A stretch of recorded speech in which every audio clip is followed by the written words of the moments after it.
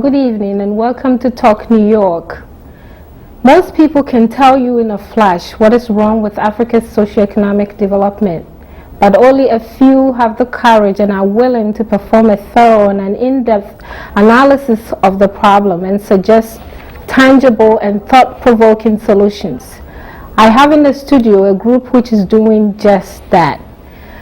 ADI, as they are known, which stands for African Development Institute, is a think tank and an independent, non-partisan policy research institute aimed at initiating practical solutions to Africa's development crisis. Through education and policy analysis, the organization hopes to be a catalyst for developing the human and material potential of Africa. Thank you for coming. From my right, I have Mr. Kwame Akonor, who is the chairman of ADI, the African Development Institute. In the middle is Mr. Enoch Mensah, president of ADI, and Mr. Louis Slack, yes, who is a board member of ADI. Thanks for being here. Could you please tell me how you decided to start this organization? Well, talking with a lot of our peers, people within our generational group, we came to the realization that most of us seem to be frustrated with the lack of development in Africa. Mm-hmm. So we decided to come together and formulate our ideas and shape policy in any way that we can, since the policy making process is supposed to be influenced by a diverse set of ideas. We found that it would be very helpful if we could create a network by which we could institute and formulate our ideas and policies. How long has this organization been in existence? It was incorporated in the New York State law since 1995. Since 1995, so that's a couple of years. I also want the viewers to know that ADI also publishes a quarterly newsletter called Sankofa, African Vision, highlighting various issues including but not limited to education, the plight of women in Africa, politics, and etc. That magazine is very well written, I must say, and you have the very profound topics that you deal with. I would like to go down though on the list of some of your goals, and then you clarify some issues for me.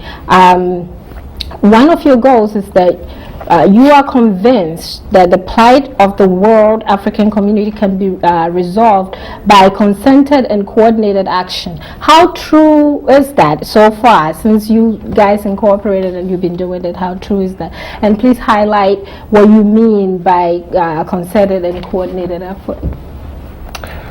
Well, I think basically what we're trying to do is that we strongly believe that the solutions of Africa's problems can only be solved within the framework of Pan-Africanism. And so we strongly believe that since African nations are not strong individually to harness all these resources for the economic development of the continent, we think it would be a good idea to have a joint coordination with other states within the continent, so that we can actually harness the resources that we have in the continent. Okay, and these resources that you're talking about are education, natural resources, okay, and all that. Okay, okay. Well, the leadership tools that you have identified, education, empowering democracy, and nurturing of civil society. Please again highlight, especially what I want to know, what is empowering democracy? And tell us a little bit about what you mean by that. Well, recently, democracy has scored a lot of victory, if you will, over other forms of government, and it seems to be the overriding form of government for most countries in the world at this time. And what we are advocating for is a form of democracy where the grassroots or the masses of the people have a say in the decisions that directly affect them. So we are actually advocating for policies that would give power back to the people, or basically development in the hands of the people. And so when we say empowering democracy, we mean just the people who are on the fringes of the society and who actually benefit from policy should have a say in the direct decisions. You also mentioned that the concept of winner takes all is something that you rather do away with in favor of proportional distribution of power. How does that coordinate with empowering democracy? Well, democracy is, okay, I should say, when we talk about proportional representation as opposed to just winner take all, most Europe, as in Western Europe, like example Germany, they have a proportional representative system as opposed to a winner take all, and it allows for more local empowerment rather than just power putting down from above onto the people on the bottom. You know, above people stating what you have, rather than coming from the individuals at the grassroots level, in which their lives are going to be affected by it. Mm-hmm. They would have more of a say so in what's going to happen nationally, regionally, and it would strengthen the country's development. Mm-hmm. Because in Africa, you have certain regions like Zaire. We're having a major crisis right now because of that. Lack of local participation in development, and national leaders imposing military governments on people, which they didn't vote for, didn't elect. This will allow us through local participatory democracy to overcome these problems. Okay. You made an interesting point that the local people usually in Africa don't participate in the governmental process, which is centralized. How do you get people motivated? Because most people like peace. In Africa, they think that if I don't say anything, nobody hurts my family, and everything goes well, I go to my farm, I eat, I'm okay. How do you plan on inducing these people with such ideas so they can see how vital it is for them to participate? Well, I guess the people have always been involved in development and the political process. However, the problem is with the forms of democracy that is being imposed or that is being practiced in Africa. What we are saying that the approach which we are using is to have a political system which has a cultural foundation. Since the mass of the people already take decisions that affect them, we should be able to give them a say or a voice in the government or in the political process. So yes, it's true that they've already been taking part in the process, but they're not recognized as far as political power is concerned. And an obvious example is that of women. Women, for instance, constitute the majority of Africa, but all over Africa they constitute only about 2.3% of the population that holds power. So there's no balance. So our call for proportional representation is only to recognize those people who are actually the majority of the populace and recognize their needs and their demands. Well, in terms of women not being part of the decision-making body in Africa or not playing a very significant role, isn't that part of culture? The culture detects that if you're a woman, you should sit back and let the man make all the decisions. How do you change that concept, that attitude, incorporate the traditional with the quote-unquote modern? Well, before I defer to my other colleagues, I'll say that basically that is what ADI really is all about. It's about trying to institute change through education and advocacy. So I think that as far as the culture is concerned, we have to look back at our culture and reconcile the best that is in the wisdom of our ancestors with that of the changing realities of today. So the challenge of change requires that we educate the mass of the people and recognize that if there's any negative factors in our cultural practices, then we must do away with those factors and and take those that are positive and include it in our present activities. I think to add to what he's saying, with education, the women will later get involved in the decision making. But to add to what he just said, I think basically that's why we were talking about trying to have a political institution that is based on our heritage. a lot of people are not participating in the process because they feel alienated, or because they also feel that they are not part of that system. They find it hard to adjust themselves to the new concept. So we believe that with the old institutions that we have, like chieftaincy and all kind of institutions that we had before these political institutions, we can blend that with the modern system where people can get more say or more involvement based on the institutions that we had before. Okay, that sounds good.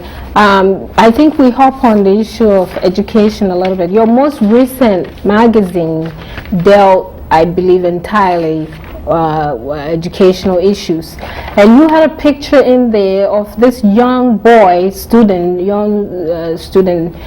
who is carrying his desk home for the holidays. And that is a shame that we have gotten this far. I think the argument went on to say some of the things that has prompted such situation in Africa.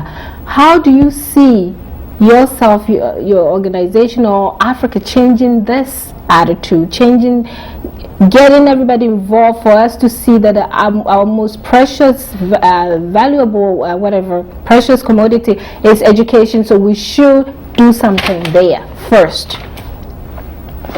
I would say that education has to be relevant to the circumstances in which the people live.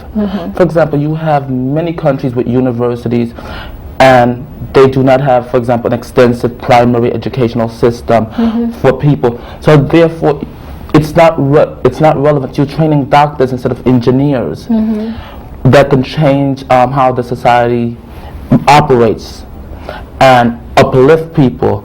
You have money being spent in ways that just totally, it's just totally wasteful and does not help the people come up. So if we're going to change education, we have got to make it relative to upliftment of people rather than just having it. To bolster the position he's trying to make, it's that also education has got to be relevant to the societies in which the people live. That's a point I was trying to make earlier. The problem with the current educational system in Africa is that it's still a carryover from colonialism, and the colonial status of education was not really relevant to the societal needs because it was made to serve the colonialists. And then secondly, there was not an effective participation by all. Here I mean that women, for instance, were not included in the educational process, not until after the World War, when women were included in the educational process. So it created a sort of imbalance between the proportion of male that are educated and female that are not educated. And that has not been changed. I mean, we've had independence for over 30 years now, but most of our curriculum is still not really relevant to the needs of the people. So our advocacy is also to make education very relevant and to make the government invest in infrastructure and people. What about the people themselves taking responsibility? Because I believe that in the villages, especially where this picture was taken, there are resources there that they can use to build classrooms for these kids. What role should the people themselves play in developing their own communities? Well, let me put it this way. I think your question is putting more emphasis on structures. Well, I'm not saying structures are not important. They're important, but I don't think that should be the focus. The focus is how best to educate these people. I remember when I was attending school back home in Ghana. We used a shelter, how do you call it, as classrooms and all that. But the question is, the type of education that the people receive are the things that are very important. Those are the things that I think we are trying to get into. Yeah, so basically what ADI is trying to do is to advocate for policies that would change the present system of the curriculum that we have back home or in Africa to serve the needs of the people. And I think basically that's the solutions we are trying to advocate. Okay. I'm not actually looking at structures. I think when I said what can the community do, you're right. Even if they are learning in a little hut or whatever it is, as long as they have the proper equipment to do it. But there are children reading books that were published in 1948. I mean, we were not born at that time. Most of them don't even know.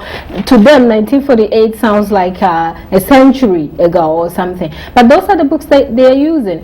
And yet, the focus is not on what they are learning, but it's on material things, if you will. Carrying your desk home doesn't mean that you were studying in a classroom.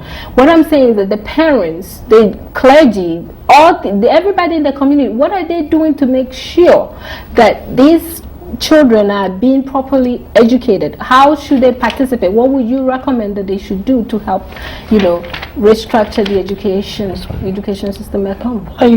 Well, I may say something. I'm also from a third world country, from third world country, from Costa Rica. I don't like the word third world, but that's true. good. Okay, that's not third world. I'm from Costa Rica, and a lot of these governments take a lot of the money that they spend on military hardware. They could spend it on education, healthcare. We have abolished our military back home so that we could take this money and spend on healthcare and education to uplift our people. And I feel in Africa particularly, they could do that also, because if you look at the conflicts in Africa, it's not basically, there's no really external threat. So there's a lot of money that could be used towards uplifting education standards and things like that. And they should have something like a national volunteer corps that goes around and train people in, say, how to make solar powered houses and solar powered cookeries and things like that, and biogas plant, so the people have an alternative. You see, this way they have an education that's relevant, and it motivates them to advance into other fields. What we have here is poverty, and people are saying, if I leave, say, as you mentioned, the desk, I leave the desk in school, somebody's going to steal it. Train people to do better, and they will do better. I think basically what is happening, I think that will lead us back to the question of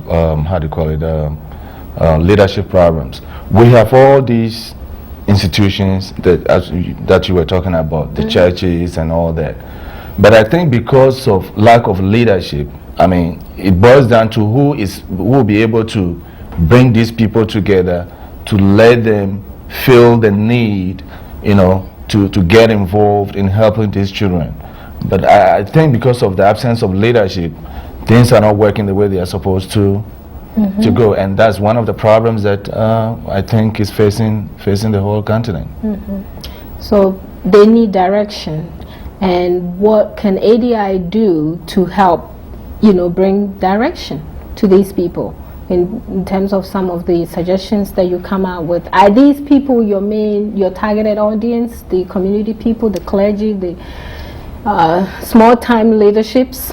Yeah, national development has failed in Africa because of bad policies. It's as simple as that. And so we are a policy-oriented group. So basically what we're trying to do is to see how best we can influence policy. And our advocacy would also rest with the community with which we're trying to get involved in. And so we would have their experiences and we would have their research, and then we'll use that information to, to bolster our positions when we're trying to influence the policy-making process. So yes, the agents of change, like you mentioned, the church and the other institutions that are there also have to take responsibility, but unfortunately they don't even know any better. They are also caught up in the same mentality and they want to just maintain the status quo, and we are just trying to introduce something which is new. Okay. You wrote an article on foreign aid, and in the article the author said that foreign aid actually has retarded Africa's development. Do you see foreign aid, being harmful to Africa? Yes. And the way it's done presently, it is harmful. You have it where nations donate for their own interests. Foreign nation like France has used its foreign aid more as a weapon to keep Africa in quote the French club, rather than allowing, if these nations were to develop internally, they would have more access to the outer world, like Japan, the Asian economy, where you could buy materials cheaper and develop. You have more for leadership in Africa that is... So whom do we place the blame, the recipient or the giver? Who is at fault in this case? Because it's obvious that Africa needs the money. Africa needs the money to do, to help the people to develop, and it's not being properly utilized. So in this case, do we blame the person who's giving them the money? Okay, may I say something? But their motives, one has to question their motives when they donate foreign aid. It doesn't matter. Should it matter? What the It does motive matter. It matters, but Because I will give you a perfect example. Mobutu Sese Seko of Zaire would not be in power if, when he was, say for example, when he was on the ropes, and the French did not send in the military to assist him. Now, you would not have the civil war in Rwanda if these people, when they're giving it, they come in to give aid, but they come with motives. The motives are, in some cases, I would suspect underdeveloped, to keep a nation underdeveloped. I suspect that personally. But the question I'm trying to ask is this. I'm homeless. I need money to eat. There may be 10 of us living in a shelter. We all need a place to sleep, Somebody approaches me and say, hey, here's $10,000. Take it. Burn this place down. I'll give you a house to live in. The rest they can go to wherever. Isn't it my moral obligation as a person who has been in their shoes to say, well, I cannot burn this place down. If you're going to help us, help all of us, and take the $10,000 and do something productive with. What I'm trying to ask you is that, yes, they are going to give. Yes, they will all have their own motives why they're giving you the money. But eventually, I'm the one using the money. Yes. May I say something also on that, though? Most foreign aid usually ends up back in the donor country. It seldomly leaves the donor country. So it's more like you're saying, I'm going to give you $10,000, but I'm keeping the money anyway. It's more like a show and game. Do you have a take on this? of course. Let me put it this way. I think your analogy, if I want to go into your analogy, it's like saying that, okay, because you don't have money to buy food, or therefore let me go to the welfare center and get some help over there. To me, this is a handout. It creates dependency. The question, you don't need a rocket scientist to tell you that, of course, aid to Africa is not working. For the past 35 years, we've been receiving aid, and we're still where we are now, even worse than where we are now. And you have even countries back home now in the continent who are using foreign aid as a way of budgeting. This cannot work. Purely, it's a dependency thing. What does it do? People become lazy because they know they have to depend on people to feed them, which is no good. We don't want to go by that. It retards innovation. And so what we are saying is that since this has not worked, it's better we do away with it. And we believe that if you do away with foreign aid, people will be innovative. They'll be self-reliant. They'll be responsible for their actions, and they'll go out there and do whatever they want to do to support themselves. Okay. Well, that is more like it. You put it in like, you want people to take responsibility for their actions, and it's not the money itself, but you want them to have some motivation to do so.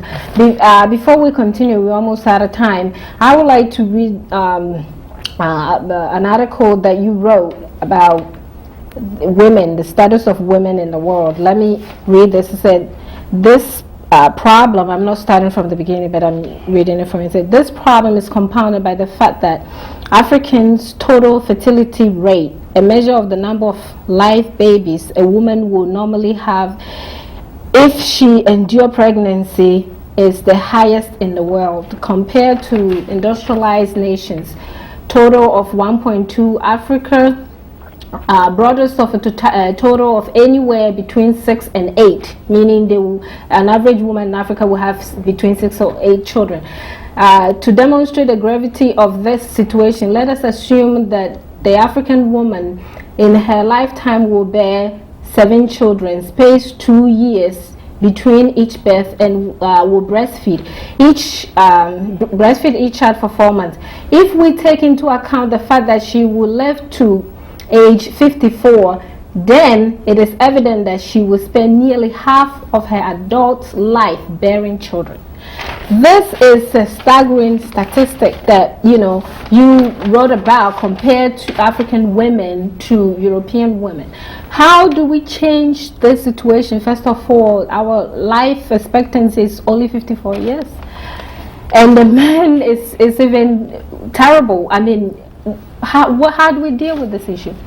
Yeah, first of all, I think that the comparison that was made with the industrialized country was not done for us to try and say that we're trying to catch up with the industrialized world, because I don't think that's the aim. It was just used to show the disparity, the grave disparity that exists between the North and the South.